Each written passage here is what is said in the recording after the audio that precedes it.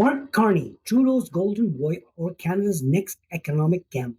As Pierre sharpens his attacks, we're breaking down Carney's political blunders, his cozy ties to Trudeau, and why this alliance could define or destroy Canada's future. Carney's political blunders. First up, his track record. Carney has been celebrated as a brilliant economist, but his past decisions raise some serious red flags. Forecasting failure. Let's rewind to 2016.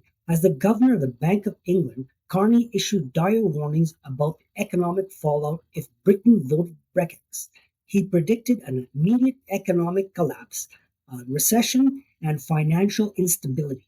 But what actually happened? Britain's economy grew in 2017. The pound rebounded and the financial collapse never came.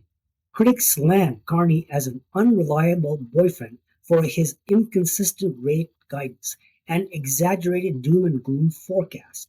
He's capitalizing on it. Clue soundbites. Carney can't even predict next week's weather. Why trust him with our economy? Deficit spending?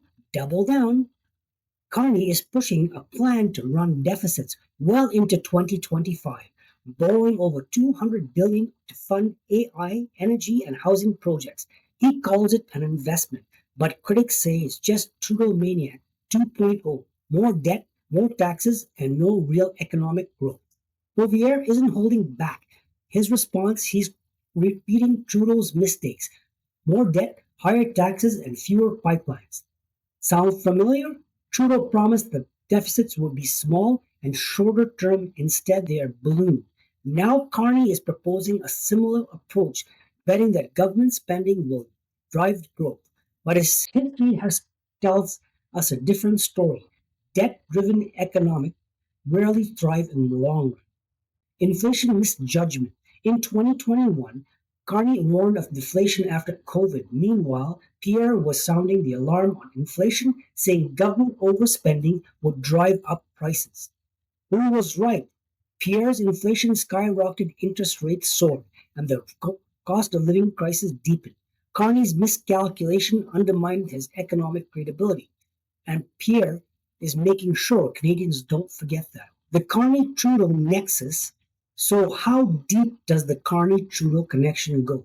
Deep enough that Carney might as well be running on Trudeau's record.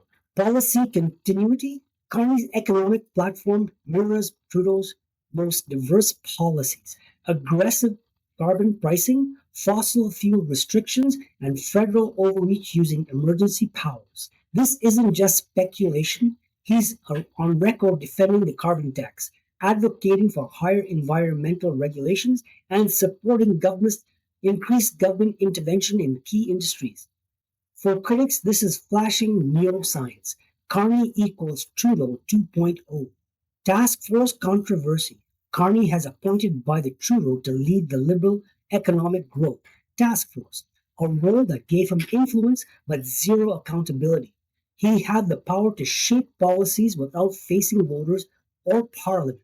Pierre's take, he gets all the power, all the money, and none of the blame. Carbon tax alliance. Pierre has built his brand on scrapping the carbon tax. Carney, on the other hand, defended as necessary. Conservative attack ads have already coined the nickname Carbon Tax Carney. And in the election, where affordability is the number one issue, being tied to a deeply unpopular tax could be a fatal flaw. Pierre counterpunched. So how does Pierre position himself against Carney? Economic vision, he contrasts Carney's deficit spending with his pay-as-you-go law, which requires every new program to be offset with cuts elsewhere. China ties, he calls out Carney's links to Brookfield, a firm that with investments in foreign fossil fuels. While Carney opposes Canadian oil, his financial interests tell a different story. Elitism narrative. He paints Carney as an out-of-reach globalist, while positioning himself as the voice of the people. Pierre thrives on the contrast, and Carney is the perfect foil, wealthy, connected, and unapologetically a part of the global financial elite.